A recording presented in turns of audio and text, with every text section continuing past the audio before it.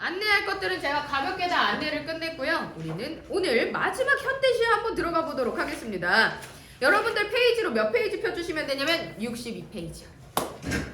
자, 여러분들 페이지로 62페이지를 펴주시면 거기에 정희성의 눈 덮인 산길에서 라고 하는 작품이 나올 거예요. 그래서 그 작품에 대해서 볼 건데, 현대시라고 하는 영역을 우리가 무려 이번 주 포함해서 6주 동안 뭘 하고 있었냐면 현대시를 분석하는 능력에 포커스를 맞춰서 수업을 계속 진행 중에 있었거든요.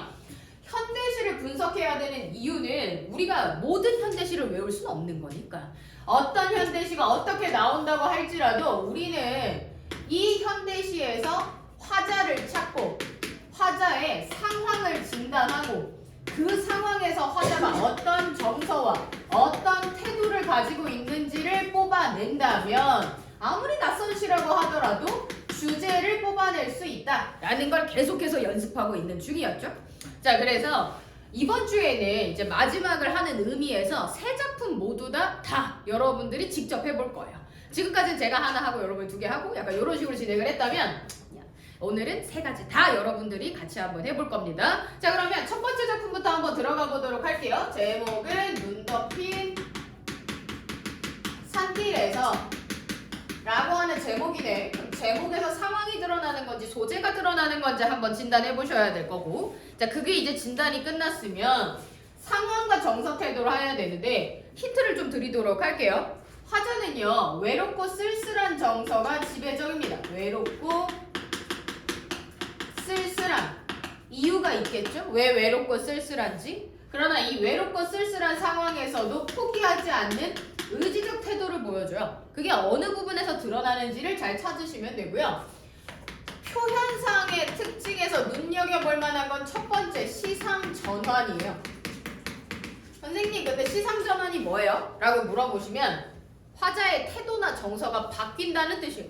화자의 정서나 태도가 바뀐다는 뜻입니다. 화자의 정서나 태도가 변한다는 뜻이에요. 했나요? 화자의 태도와 정서가 변한다는 거. 그 포인트가 어딘지를 찾아내라는 겁니다. 자, 그 다음에 두 번째로는 여기에 감정이입의 대상이 나올 거예요.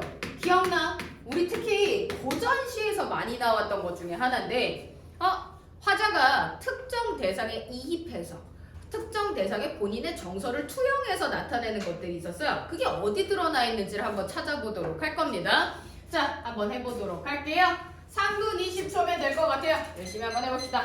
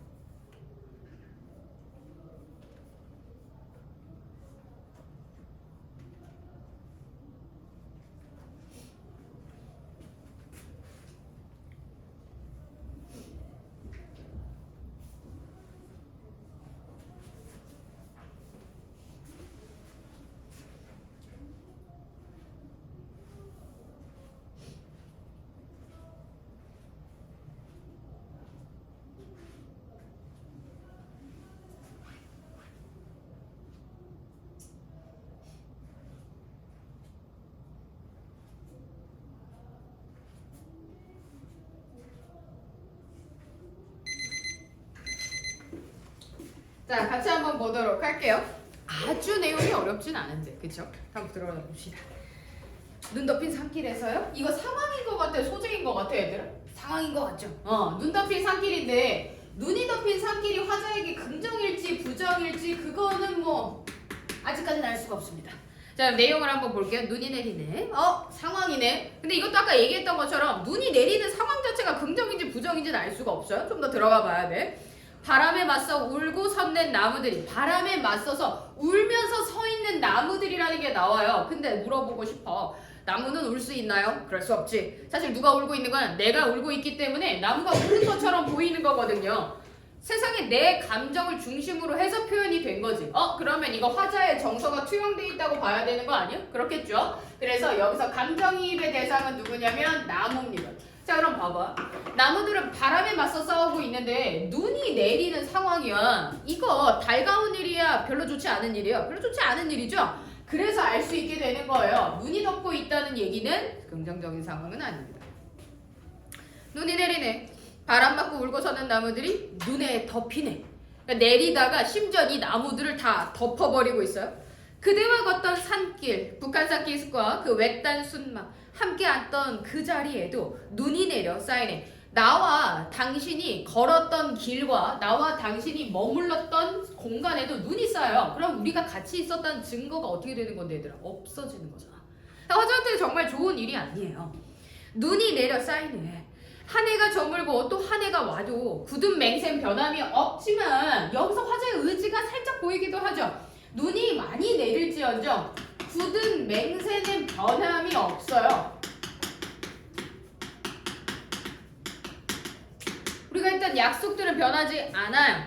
그렇지만 괴로워요. 왜? 지금 여기 없는 그대 때문이죠. 자, 외롭고 쓸쓸한 상황이 되는 건 뭐예요, 얘들아? 이유가 뭐야, 얘들아? 그대가 여기에 없기 때문이죠.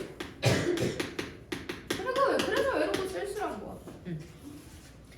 나는 술자를 그래서 채워나갈 뿐이야. 술자를 채우는 것도 여기 쓰셨어도 상관없어요. 당신이 없기 때문에 내가 술로 이 외로움을 달래고 있는 거거든요. 눈이 오는 날은 그래서 울고 싶습니다. 외롭고 쓸쓸하기 때문에. 자, 그러나 역접의 접속사가 나왔잖아. 그러면 시상전환의 표지라고 생각하셔도 크게 무리 없습니다. 그러나 여태까지 외롭고 쓸쓸해서 당신이 없다는 현실만 인식하고 있기 때문에 너무너무 힘들었거든. 우리가 쌓아온 추억들도 다 없어져 나가고 있어서 너무너무 힘들었거든요. 그러나 기약한 그날, 우리가 약속한 그날이에요. 우리가 약속한 그날은 지금 내리는 눈처럼 갑작스럽게 오지 않을 거야. 왜? 약속돼 있는 날짜가 있거든요. 그건 내가 기다리면 오는 거야. 갑작스럽게 오는 게 아니라 기다리면 오는 거야, 얘들아. 그래서 눈처럼 오는 법이 없기 때문에 빛나는 아침을 위해, 그러니까 내가 맞이할 영광스러운 날을 위해서 나는 녹슨 칼날을 닦으리. 이거 중요하죠. 녹슨 칼날을 닦으리. 의지를 보여주는 거죠. 내가 여기서 멍하게 가만히 있지 않겠다는 것. 영광의 날을 위해서, 우리가 기약한 그날을 위해서 지금은 쓰지 않는 이 녹이 슬어버린 칼날을 다시 열심히 닦아보겠다. 눈보다 차갑고 눈보다 순결한 마음으로 깊이 사랑을 새겨두리. 사랑도 잊지 않을 거래. 사랑을 새겨두리. 당신과의 약속을 잊지 않기 위해 내가 이렇게 하겠다는 거죠. 주제 어떤데, 얘들아? 되게 심플하죠? 부정적 상황 속에서 드러나는 의지적 태도죠. 의지적 태도. 할만하죠, 얘들아? 우리가 그래도 여태까지 연습했던 게 있기 때문에 그래도 찾아서 한번 연결이 돼보는 거야. 맨 처음에 첫 시간에 그냥 해보라고 했으면 뭐 이랬을 거야. 그치? 근데 했던 가락이 있으니까 점점 더 눈에 보이는 게 많아지는 거죠. 이런 식으로 오늘 나머지 두 개도 한번 해볼 건데요. 자, 두 번째 시도 해볼 겁니다. 58페이지요. 자, 두 번째 시는 58페이지 앞으로 쭉 넘어올 거고요. 제목을 확인해 봤더니 제목에 뭐라고 써 있냐면 비망록 이렇게 써 있거든요. 비망록. 근데 우진아, 너 비망록 무슨 뜻인지 알아? 그치? 내가 원하는 반응이에요. 아니, 누가 알아? 그래서 비방록 무슨 뜻인지 모르잖아요. 근데 제가 단어 집착하지 말라 그랬죠? 모르는 거 괜찮아 얘들아. 몰라도 돼? 과감하게 넘어가셔도 됩니다. 그러면 나머지 삼각형에만 집중하시면 되는데 자 힌트 드려야 되는 거 힌트 한번 드리고 시작할게요. 자 표현상의 특징에 주목하셔야 되는 건 자 이 시는요 직유법이 무려 3번이나 등장하니까 찾으세요. 자 그 다음에 유사한 문장 구조가 대조되고요. 유사한 문장 구조가 대조 아닌 반복. 자, 그 다음에 세 번째가 대조입니다. 대조법 이게 쓰여 있거든요. 그래서 얘를 찾아주시면 돼요. 여러 번 했어. 대조라고 하는 건 의미가 반대되거나 상태가 반대되는 것들을 가지고 주제를 강조하는 법을 얘기하는 겁니다. 정선한 태도에 들어갈 만한 거는 자, 이 화자는 소망이 있었는데 그 소망 때문에 화자는 성찰하고 반성을 하게 돼요. 근데 꺾이지 않아요. 의지적 태도를 그대로 유지해 나갑니다. 그래서 여기에 들어가는 게 어느 구절인지 찾아보면서 연습 한번 또 해볼게요. 해봅시다.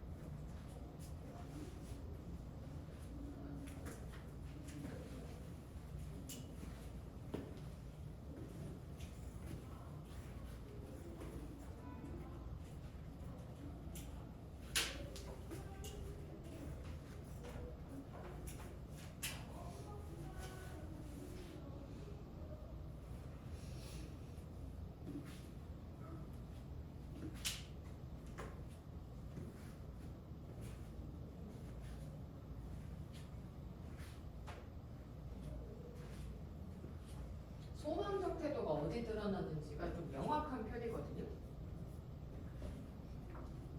소망이라고 하는 건 뭐가 되고 싶은 거, 하고 싶은 거 이런 걸 얘기하는 거잖아. 그런 부분을 찾으시면 좀 더 쉽겠죠.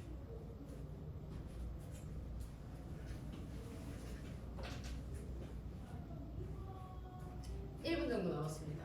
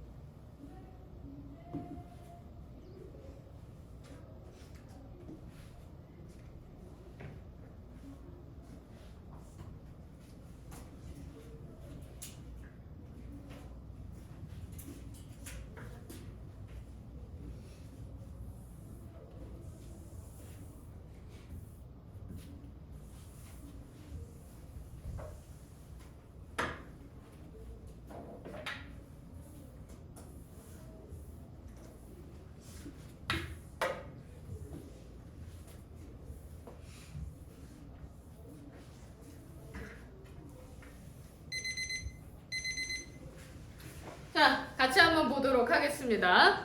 문정의 비망록이라고 하는 작품인데 수업이니까 한번 하자 얘들아. 이게 소재인 것 같기는 한데 이게 무슨 뜻인지 잘 모르겠잖아.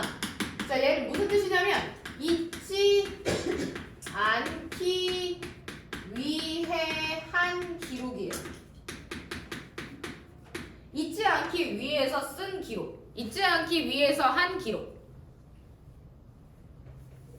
잊지 않기 위해서 한 기록이란 뜻이에요. 뭘 잊고 싶지 않았는데 들어다 봐야 알겠지. 남을 사랑하는 사람이 되고 싶었는데 맞아 얘들아 이게 상황이야. 소망적 태도가 드러나는 부분이 여기죠. 나의 소망은 뭐였냐면 첫 번째가 남을 사랑하는 사람이 되고 싶었어. 남을 사랑하는 사람이 되고 싶었거든요. 근데 남보다 나를 더 사랑하는 사람이 되어버렸다는 거야. 이런 사람이 되고 싶었는데 됐어 못 됐어 얘들아 못 됐죠. 그러면 이게 반성해야 되는 포인트가 되겠지. 남보다 나를 더 사랑하는 사람이 되어버리고 말았어요. 근데 여러분도 알겠지만 남을 사랑하게 해주세요 라고 하는 소원은 되게 어려워. 왜냐면 여러분도 알겠지만 인류애가 박살나는 순간이 살다 보면 더 많아요. 그렇지 않니? 어제는 그랬는데 남을 사랑한다는 게 나이가 들면 들수록 느끼는 거는 너무 어려워. 그렇지 않아? 너네 남을 사랑하는 거 야 그거 봐봐. 그리고 우리가 사랑이라는 걸 얘기하면 대체로 한 명 정도를 떠올리지 인류를 사랑하기는 어려운 거란 말이야. 왜냐면 저는 그리고 너네 다 겪어보면 알 건데 너네 혹시 대중교통 잘 타봤잖아. 대중교통을 타면 인류애가 되게 박살이 나기가 되게 쉬워요. 일단 기본적으로 전 지하철을 진짜 오래 탔는데 저는 뭐 대학생 때부터 최근까지 탔으니까 전 기본적으로 그리고 지하철을 전 집 근처로 뭘 다녀본 일이 없어요. 항상 약간 무슨 역마살 낀 것처럼 기본 통학거리 1시간 이상이었어. 나는 항상 편도 1시간 이상 그냥 왔다 갔다 하면 엄청 길었는데 뭐 어쨌든 근데 지하철을 진짜 오래 타고 가요. 지하철로 여행하는 기분처럼 가요. 그래서 지하철을 맨날 타 있는데 그 지하철을 타면 이상한 사람들이 진짜 많아요. 비둘기 같은 인간도 있고 뭐 코스프레 하는 사람들도 엄청 많이 타고 그러니까 본인이 그리고 그냥 특별한 거면 상관이 없는데 나를 끼고 하는 것들이 너무 짜증나는 거지. 뭐 예를 들면은 굳이 기대서 잔다거나 굳이 난 모르는 사람인데 그렇다거나 아니면 내가 내릴 때 나를 치고 이제 들어간다거나 먼저 내가 내리지 않았는데 인류애가 아주 박살이 나죠. 그래서 생각해 저런 인간은 왜 살까? 아니 열이 막 여기까지 뻗친다니까? 그 너네도 살면서 쟤 너무 사랑스럽다 이런 생각해봤어? 아니면 쟤 진짜 왜 저러지? 이런 생각 많이 해봤어. 오늘만 해도 더 많았을 거야. 저 사람 왜 저러지? 이런 거 있잖아. 남을 사랑하는 사람이 되는 건 되게 힘들어 얘들아. 남을 조건 없이 사랑하는 사람이 되는 거? 전 그게 신이라고 생각해. 그게 어떤 신의 존재라고 생각해. 인간이 도달하기엔 너무 어려운 어떤 경지라고 생각하는데 그래서 대부분 다 이렇게 돼요. 남보다 나를 더 사랑하는 사람. 저 어깨 치고 들어간 사람도 본인은 괜찮을 거예요. 왜냐면 본인 이유가 있었을 거야. 바빴다거나 저를 보지 못했다거나. 이런 건 왜 생기는 거야? 남보다 나를 더 사랑하기 때문이죠. 나는 이유가 있는 존재니까. 나는 소중하니까. 이제 이렇게 되는 거죠. 되게 쉬운 일 중에 하나지만 결론적으로 어떻게 됐냐면 난 되게 이타적인 사람이 되고 싶었는데 이기적인 사람이 돼버리고 만 거죠. 대조 포인트는 여기서 드러나는 거죠. 내가 소망했던 것과 내가 현실에 대해서는 이렇게 거리감이 있게 됐다는 얘기입니다. 그래서 반성하는 거야. 실제는 이렇게 되고 있어요. 그리고 또 어떤 사람이 되고 싶었냐면 가난한 식사 앞에서 기도를 하고 밤이면 고요히 일기를 쓰는 사람이 되고 싶었어요 라고 되어 있어요. 자 봐봐. 이 사람 또 원했던 소망의 상황은 뭐냐면 자 가난한 식사 앞에서 기도를 올리는 사람 그리고 일기를 쓰는 사람 이런 사람이 되고 싶었대.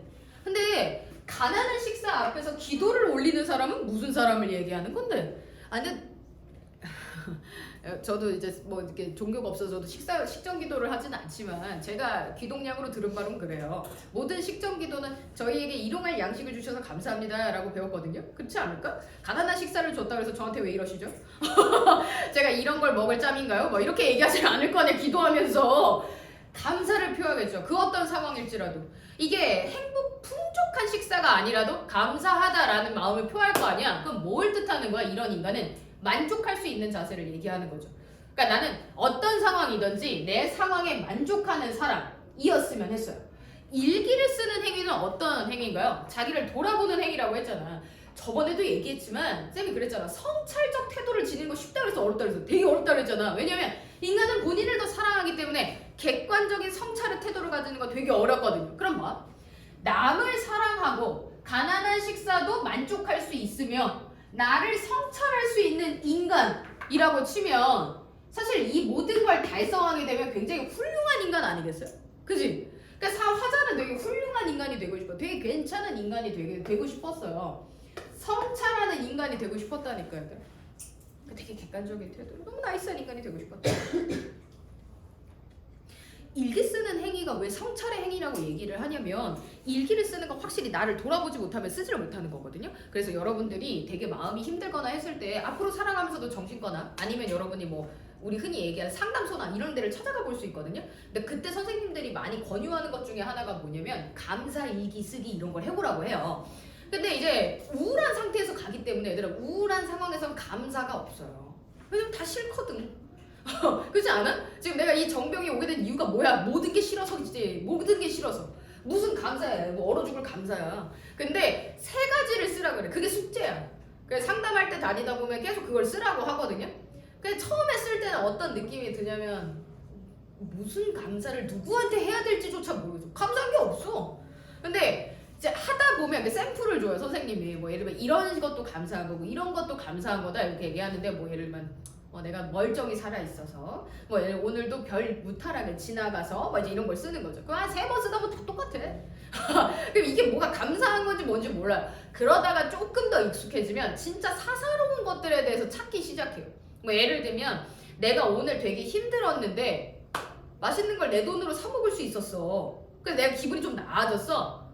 내가 내 스스로 돈을 벌 수 있다는 거 감사한 일이지. 막 이런 식으로 좀 찾게 되는 거야. 예를 들면 오늘도 마찬가지로 여러분들이 막 여기 앉아서 책을 펴고 폈는데 감사한 것들이 뭐가 있을 수 있을까? 아니 올 때 멀쩡하게 왔잖아 얘들아. 다치는 사고 없이 왔잖아. 그러면서 좀 더 디테일하게 들어가면 여러분이 여러분의 손으로 여러분의 발로 누구의 도움 없이 여기까지 왔잖아 얘들아. 그건 되게 감사한 일이죠. 당연한 거 아니고.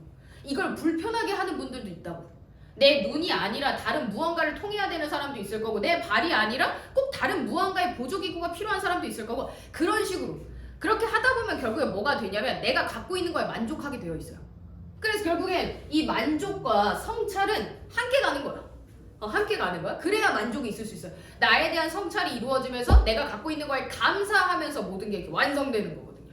그러니까 이런 것들을 하는 게 근데 되게 아주 훌륭한 어른이라고 할 수 있죠. 훌륭한 인간이라고 할 수 있죠. 어른도 필요 없어요. 어른도 이거 못하는 사람 되게 많아요. 일기장에 써야 되는 거 남한테 얘기하는 사람 되게 많고요. 되게 심각한 문제 중에 하나예요. 그래서 쌤 예전에 이제 어떤 선생님이 있었냐면 그러니까 이것도 되게 병이야 얘들아. 이걸 자기 방어라고 하는데 일기에 쓴다는 거 내가 갖고 있는 이 마음의 무게를 여기다 더는 거거든. 근데 이건 내가 스스로 감당해 보는 거야. 그럼 이러면서 이렇게 사람이 그릇이 커지는 건데 이걸 꼭 타인이랑 풀어야 되는 사람이 있어. 근데 그것도 되게 성숙하지 못한 거야. 그러니까 내가 응당 감내해야 되는 건 감내해야 되는 건데 꼭 타인을 통하게 되면 어떻게 되냐면 이 얘기를 남한테 할 필요가 없는데 하는 애들이 있어요. 그러니까 내가 그냥 갖고 있어도 되는 건데 꼭 남한테 그거 방어기제야 돼요. 방어기제가 꼭 숨는 게 방어기제가 아니에요. 드러내는 것도 방어기제야. 그러니까 제가 겪었던 여러 가지 타입 중에 뭐 예를 들면 그런 거야. 뭐 예를 들면 본인의 뭐 사귀고 있는 애인분께서 굉장히 불우한 가정을 지내다가 요새는 뭐 일을 하고 계시는데 그 일도 굉장히 어렵고 하드한 일을 하고 있는데 뭐 다쳤고 그래서 뭐 결혼 준비가 어려워졌고 뭐 그런 거 있지. 그거 내가 알아야 될 이유가 뭐야? 아니 그렇잖아 얘들아. 내가 그 집 사정을 알아서 좋을 게 뭐야. 근데 얘기를 하는 거야 막. 왜 얘기하는 거냐면 이걸 혹여나 나중에 이 사람이 알게 됐을 때 자기에 대해서 뭐라고 할까 봐 미리 선수 치는 거야. 미리. 자기한테 이게 아무것도 아닌 것처럼. 그런 거 되게 많아요. 주변에 있는 친구들도 그럴 거예요. 이 얘기를 나한테 왜 하지? 이 얘기를 나한테 해서 뭐 하지? 하는 얘기들 막 하는 친구들이 있어. 본인일 수도 있어. 잘 돌아보세요. 그러니까 그 일 자체가 나쁘다는 게 아니야. 여러분이 겪은 일 자체가 나쁘다는 게 아니라 그건 얘기하지 말아야지 이런 게 아니라 본인이 감당해야 되는 선이 있는데 그걸 본인이 감당을 못하는 사람이 있다는 거야. 혼자만의 이야기로 둬야 되는 것들이 되게 많아요. 근데 그게 감당이 안 되면 성찰과 성숙이 안 일어나는 거야. 그러니까 이걸 방어기제라고 이야기해요. 그리고 그걸 하는 이유는 뭐냐면 대체로 다른 사람이 아유 뭐 그럴 수도 있죠. 괜찮아요. 이렇게 얘기하는 걸 듣고 싶어서기도 해요. 그러니까 내가 스스로 판단이 안 되는 거야. 이게 괜찮은 일인지 지나갈 일인지 이런 것들이 다. 그러니까 남들이 그러니까 예를 들면 아까 내가 그 얘기를 들었고 실제로 내가 경험한 일이야 얘들아. 실제로 다른 사람이 그런 얘기를 막 하잖아 얘들아. 그럼 제가 거기다 대고 어머나 세상에 그런 불행한 일이 있을 수 있나요? 이러면서 어떡해 너무 불쌍해라 막 이러면서 이러지 않을 거 아니야. 아이고 그럴 수도 있죠. 그래도 뭐 이런 게 더 괜찮으시잖아요. 이러면서 이렇게 위로를 할 거 아니야. 그럼으로써 그 사람은 거기서 위안을 얻는 거야. 아 이게 괜찮은 일이구나. 별로 이렇게 심각하게 생각 안 해도 되는구나. 이걸 얻고 싶은 거야. 근데 그건 본인이 얻어야지. 남들의 얘기로는 계속 얻을 수가 없어. 이해하신 거 맞죠? 성찰과 성숙이 그래서 필요한 거야. 이 행위가 그래서 필요로 하는 행위는 맞아. 근데 아까도 얘기했지만 어려워. 그래서 이 사람은 결국에 어떤 사람이 됐냐면 구겨진 속옷을 내보이듯 매양 허물만 내보이는 사람이 되고 말았습니다. 허물만 내보이는 사람이 되고 말았어요. 형편없는 사람이 되고 말았죠. 자, 구겨진 속옷을 내보이듯 이라고 얘기한 포인트요. 거기가 직유법이겠죠. 허물이야 허물. 남한테 보여줘서는 안 되는 건데 보여주는 거야. 아니, 그렇잖아 얘들아. 속옷 남한테 보여주면 안 되는 거잖아. 야 이러면서 보여주면 안 되는 거잖아. 근데 그걸 자꾸 보여주는 것처럼 허물만 드러내는 사람이 되고 말았어요. 여기서 이제 얘기가 시가 딱 끝나면은 이제 성숙한 인간이 되자 이러고 딱 끝나면 될 것 같은데 갑자기 이런 구절이 나와요. 사랑하는 사람아 너는 내 가슴에 아직도 눈에 익은 별처럼이라고 나와있죠 얘들아. 맞아. 거긴 직유법 쓰인 거예요. 사랑하는 사람아 너는 내 가슴에 아직도 눈에 익은 별처럼 박혀있고 나는 박힌 별이 그러니까 너죠. 너라고 하는 대상이 돌처럼 너무 아파서 이렇게 한 생애를 허둥거린다 라고 이야기를 해요. 뭐야 갑자기 사랑하는 사람이 왜 나와? 내가 성숙하지 못한 인간이란 얘기 나오다가 사랑하는 사람을 왜 부르고 있냐는 거야. 사실 돌처럼이라고 하는 거 한 번 더 나지.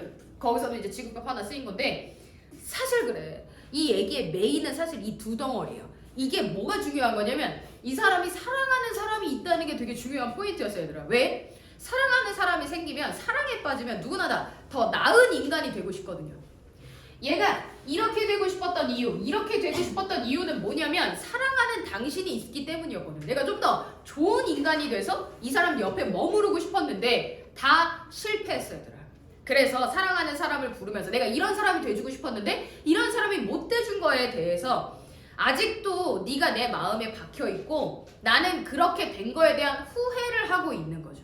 그러니까 그 마음이 그러니까 내가 너에게 좋은 사람이 돼주지 못했다는 그 마음이 아파서야.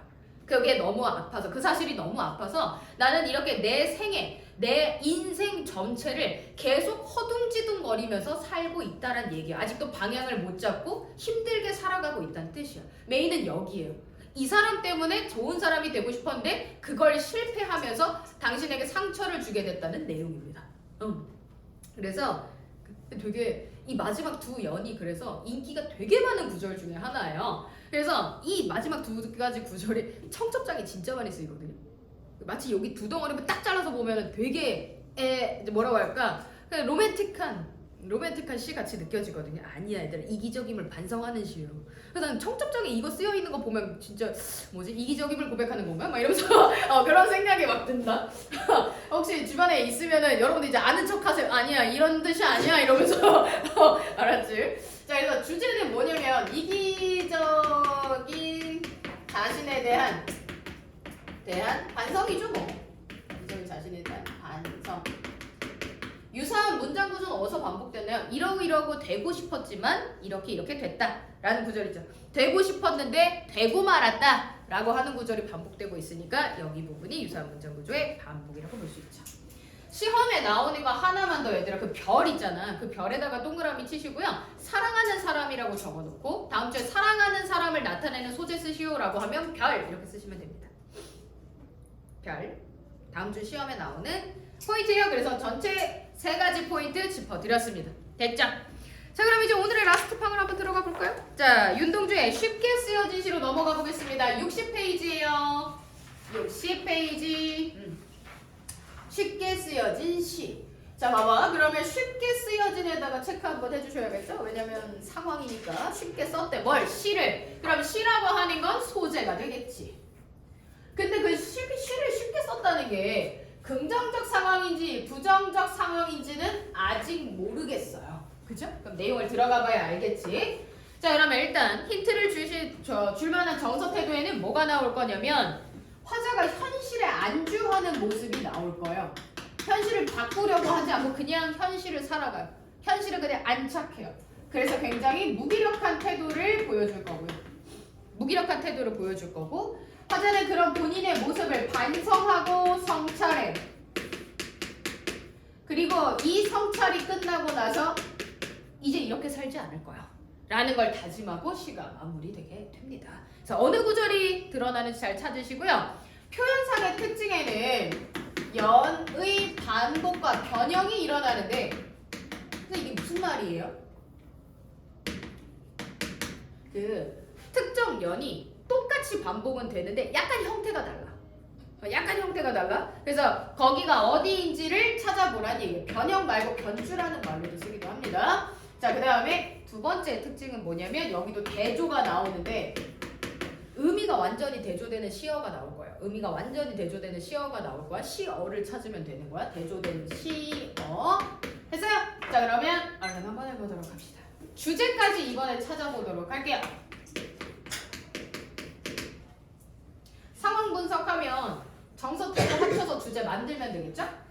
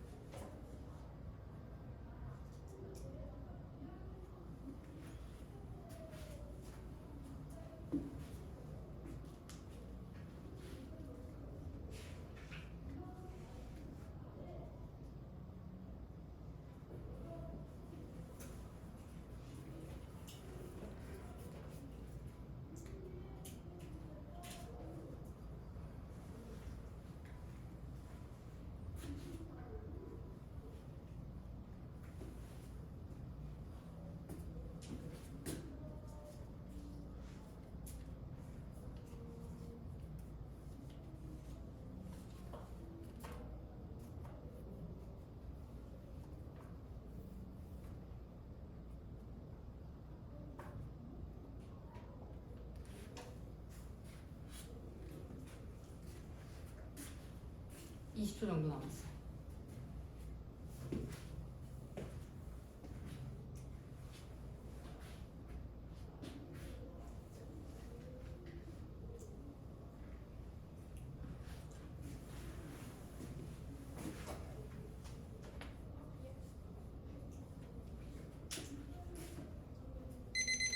자, 같이 한번 보도록 할게요. 아우, 운동주 씨가 정말 쉽지가 않습니다. 매번 느끼지만 쉽지 않지만 할 수 있어. 해볼게. 자, 창밖에 밤비가 속살거려 상황이죠. 자, 창밖에는 비가 부슬부슬 내리고 있어. 지금은 밤입니다. 되게 센치한 시간대죠. 육첩방은 남의 나라. 자, 지금 화자의 장소가 나오고 있는데 육첩방이 어딜 다다미방이래잖아. 일본의 전통 방이래요. 육첩방에 있는 남의 나라란 뜻이에요. 나 지금 어디에 있냐면 일본에 있는 중이에요. 그러니까 밤에 비가 막 오고 있는 중에 윤동주가 언제 시대 사람이었더라? 일제강점기 때 사람이었잖아. 일제강점기 시기에 일본에 와 있네. 화자는 거기서 무슨 생각을 하냐면 시인이란 슬픈 천명인 줄 알면서도 시인이라고 하는 건 너무나 슬픈 숙명이라고 생각을 한대. 왜 슬프지? 그건 잘 모르겠어요. 화자는 어쨌든 본인의 상황에 대해서 어떻게 인지하고 있어야 되나? 슬프다고 인지하고 있다는 게 중요한 거죠. 슬픔을 이제 알면서도 한 줄 시를 적어보려고 합니다. 땀내와 사랑내 포근히 품긴 보내주신 학비 봉투를 받아 자 유학가라고 집안에서 서포트했다는 걸 알 수 있는 대목 중에 하나입니다.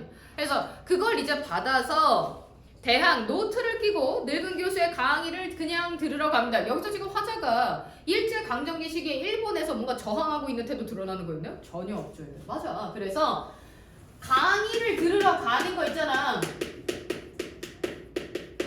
이거 되게 현실에 안주하는 태도 중에 하나예요. 그냥 현실을 사는 거죠. 생각해보면 어린 때 동무들 하나둘 죄다 잃어버리고 왜 잃어버렸어 얘들아? 내 친구들 다 독립운동하다 죽었어 얘들아. 근데 내가 살아있다는 건 무슨 뜻인데? 나는 뭔가 대단한 걸 하지 못했다는 그런 뜻인 것 같기도 하죠. 나는 무얼 바라 나는 다만 홀로 침전하는 것일까? 라고 되어 있는데 여기에서 나오는 침전이라고 하는 게 뭐야 얘들아? 아래로 왜 이렇게 가라앉아만 가고 있는지 이런 뜻이거든요. 무력감을 상징하는 단어이기도 합니다. 나 근데 이거 가르치면서 침전이라고 하는 거 그냥 왜 우리가 디프레스라고 하잖아. 그냥 되게 이렇게 왜 우울한 감정을 되게 이렇게 쭉 아래로 이렇게 처진다라는 표현도 많이 쓰고 그런 건 줄 알았는데 얼마 전에 그거를 보고 되게 깜짝 놀랐네. 그 인터넷에서 본 건데 우울증 걸린 사람들 환자들 있잖아. 환자들한테 우울증은 어떤 기분인가요? 이걸 물어봤는데 그걸 이제 그림으로 그려서 표현하는 거였다. 근데 되게 임팩트 있게 봤던 게 뭐냐면 어떤 사람이 표현을 한 건데 그러니까 이렇게 그림이 있고 깊은 바다에 내 몸이 불덩이에 불타면서 깊은 바다로 가라앉고 있는 느낌이라고 묘사를 해놓은 거야 그림에. 나는 막 불에 타고 있는데 깊은 바다에 가라앉고 있는. 그러니까 고통스러운데 할 수 있는 게 아무것도 없는 거지. 근데 끝없이 가라앉는 거지. 그게 침전이잖아 얘들아. 그게 침전. 그러니까 이 사람이 우울감을 느끼고 있다는 걸 굉장히 다이렉트로 보여주는 단어기도 했어요. 그러니까 되게 비슷한 감정들을 공유하는 거지. 그 병이 있는 사람들은. 그죠? 자, 인생은 살기 어렵다는데 시가 이렇게 쉽게 쓰여지는 건 부끄러운 일이다. 자, 이 사람이 이렇게 된 데는 이런 이유가 큽니다. 현실은 살기가 너무 어려워 얘들아. 왜냐면 일제 강점기 시기니까. 근데 시는 쉽게 쓰여요. 사실 이것도 쉬운 건 아니거든. 생각해보면 일제강점기 시기에 한글로 계속해서 저 시를 써나간다는 건 저항이거든요. 일본어로 쓰지 않는다는 건. 그럼에도 불구하고 나는 여기 앉아서 이렇게 쓰고 있으니까 이건 되게 마치 별거 아닌 것처럼 느껴지는 거죠. 그래서 부끄럽다는 거야. 육첩방은 남의 나라 창밖에 밤비가 속살거리는데 똑같은 구절 반복됐다. 그죠? 근데 위아래가 바뀌었지. 그래서 이 부분을 우리가 뭐라고 얘기하는 거냐면 연애 반복과 변형이라고 얘기를 하는 거예요. 8년에서 일어나는 거죠. 참고로 이거 왜 이렇게 썼나요? 라고 물어보시면 현실에 대해서 화자가 여기서부터 재인식할 거기 때문에 그래요. 그러니까 여태까지 나의 현실은 뭐였냐면 우울하고 남의 나라에 와서 아무런 저항 의식 없이 그냥 지내고 있는 나 자신이 너무 부끄럽고 그랬다면 지금 여기서부터 다르게 생각할 거야? 맞아. 지금은 육첩방 남의 나라지만 창밖에는 밤비가 속살거리고 있지만 등불을 밝혀서 나는 어둠을 이제 내몰기로 했어요. 이게 이제 의지적 태도를 보여주는 거죠. 어둠을 내몰거래. 적극적으로. 이때 등불이라고 하는 대상은 불이잖아. 어둠을 내몰아줄 수 있는 것. 그래서 여기에 대조적 시어가 쓰인 거죠. 등불. 나의 화자의 희망, 의지 이런 것들을 상징하는 겁니다. 내가 의지를 갖고 이 일제강점기를 한번 몰아내보려고 노력을 할 거야 라고 이야기를 하고 있어요. 왜냐하면 곧 시대처럼 아침이 올 거거든요. 이거 해석 되게 어려워하더라고요. 선생님 시대처럼 아침이 온다는 게 무슨 뜻입니까? 얘들 어떤 특정한 시대는 여러분이 거부한다고 안 올 수 있나요? 아니지. 무조건 오는 거죠. 맞아. 무조건 오게 된다는 뜻이야. 시대처럼이라는 뜻은 무조건이라는 뜻이야. 무조건 오게 된다는 뜻이야. 어떤 제너레이션은 무조건 온다는 건데 아침이라고 하는 건 뭘 의미하게? 독립을 얘기해요. 광복을 얘기해. 그러니까 우리나라의 광복은 무조건 올 거기 때문에 시대처럼 어떤 시즌이 되면 무조건 올 거기 때문에 나는 그것을 기다리고 있을 거야. 의지적 태도 잘 드러나죠? 자, 그래서 이제는 나는 나에게 작은 손을 내밀어서 눈물과 위안으로 잡는 최초의 악수를 해. 내가 나에게. 근데 너도 알겠지만 우리 저번 주에 배웠는데 길 같은 거 생각해 보셔도 길이라고 하는 작품에서 화자가 자아가 분열됐던 거 혹시 기억나세요? 담 안쪽에나 담 바깥쪽에나 왜 자꾸 화자는 자아가 분열된 상태였어요? 왜 자꾸 윤동주는 본인이 부끄럽다고 생각했지? 아까도 얘기했지만 일제강점기 시기에 좀 더 지식인으로서 좀 더 적극적인 저항을 못했기 때문에 그걸 항상 부끄럽다고 생각을 하고 있었단 말이야. 근데 왜 못해? 무서우니까. 그게 현실적인 자아였죠. 너무 무서우니까. 근데 이상적인 자아는 일제강점기 시기에 좀 더 능동적으로 운동을 앞장서는 게 되고 싶었거든요. 그거에서 항상 충돌이 일어났단 말이야. 근데 처음으로 나는 나에게 이제 손을 내밀 거래. 그러니까 나 안에 있는 나끼리 화해를 하기 시작하는 거죠. 이 나가 나에게 할 때 애들 앞에 있는 나가 이상적인 나고 내면적인 나예요. 내가 진짜 원하는 나. 자, 그리고 악수를 받는 대상은 누구냐면 현실적인 나예요. 부정적 자아죠. 긍정적 자아예요. 근데 선생님 이거 꼭 기억해야 돼요. 네, 쉽게 쓰여진 시에서는 무조건 시험은 여기서 나오는 거야. 왜요? 라고 물어보시면, 그리고 왜 이게 고정이에요? 라고 물어보시면, 아니 못된 애가 괜찮은 애한테 먼저 손 내밀 수도 있는 거 아닌가요? 원래 악수의 개념이 그렇지 않아요. 악수의 예법은 뭐냐면 윗사람이 아랫사람에게 해야 얘들아. 윗사람이 아랫사람에게. 이게 예절이거든요. 그러니까 마음이 넓은 쪽이 마음이 좁아 터진 애한테 먼저 내미는 거지. 그래야 화해가 이루어질 수 있죠. 그래서 이 순서 바뀌면 안 됩니다. 알았지? 긍정적인 내가 부정적인 나에게만 악수를 내밀 수 있어요. 악수의 예법이 그렇습니다. 그래서 두 자아가 화해를 하면서 화제 불타는 의지를 보여주고 있는 거죠. 주제는 그래서 되게 쉽게 나오는 편이 돼요. 주제 똑같아요. 부정적 현실 속 의지적 태도지 뭐. 성찰과 의지적 태도 뭐 이렇게 쓰셔도 되고요. 얘만 잘 조합해서 쓰셨으면 돼요. 얘만 잘 조합해서 쓰셨으면 되는데, 자 봐봐. 물론 이거는 이제 사이드 얘기긴 하지만 윤동주가 참 그러니까 한 평생을 이렇게 마음의 자아 분야를 갖고 있다가 드디어 자아의 결합이 일어나면서 이제 두려움을 떨쳐내고 내가 이제 제대로 된 독립운동을 할 테야 이렇게 얘기했잖아요 얘들아. 실제로 이 시를 쓴 다음에 얼마 지나지 않아서 감옥에 투옥되셨고요. 그리고 거기서 생을 마감합니다. 마지막 시예요. 생전 마지막 시. 희한하지 사람 인생이라는 게. 어떤 본인의 마음먹은 대로 뭔가 뜻하는 대로 움직이게 된 거죠. 어쨌든 이런 내용으로 이제 정리해 볼 수 있겠어요. 그래서 다음 주에 시험에 나오는 것까지 전부 다 찍어드렸으니까 시험 준비 잘 해오시고 다음 주에는 새 교재를 나가도록 하겠습니다. 고생하셨습니다. 쉽시다.